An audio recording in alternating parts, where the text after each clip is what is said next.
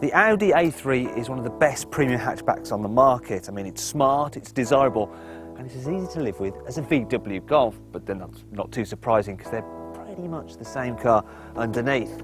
But where it matters, the A3 is sufficiently different enough to warrant its higher price. I mean, look at it. It looks so super sharp.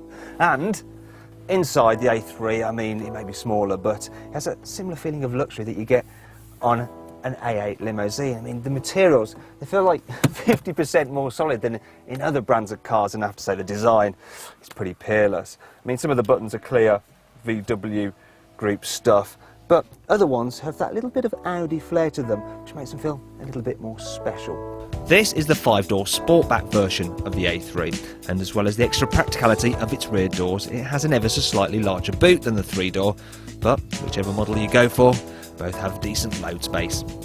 However, the Sportback gets an extra rear quarter light, which makes it easier when pulling out at tricky junctions, like this. Once you're underway though, both A3s feel, well, they feel identical really. And that means they're super refined and, you know, they almost whisper quiet, even at higher motorway speeds. And they're comfortable too, although if you prefer your suspension to feel a little bit firmer, you can get it with a sportier setting. You can actually get certain models as well with grippy Quattro 4-wheel drive, but regardless, the A3, I mean, it handles well, whether you're on a sweeping A road or a twisty back route, such as this. Being a VW Group car, there is of course a wide range of engines to choose from. This one has the 1.6 litre diesel, which incidentally has stop-start technology, and it's refined, it's punchy, and of course it's very economical. However, I say avoid the 1.6 litre petrol if you can, because it does feel a little bit weedy. As for the downsides, well, maybe the steering, it's a little bit numb, so ultimately the A3 isn't quite as exciting to drive as a BMW 1 Series is.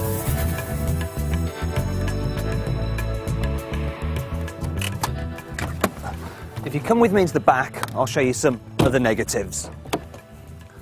I'm not going to claim it's small here in the back of the A3, because it certainly isn't, especially not in this 5-door Sportback version, because it's slightly longer than the 3-door. I mean, look, there's absolutely tons of leg room.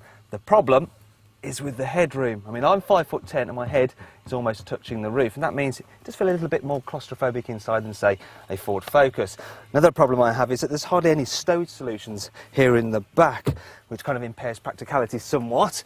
And because you can't fold out the rear seat squabs when you put the seat backs down, they kind of stick up, which would make this car a little bit more awkward to carry flat pack furniture in.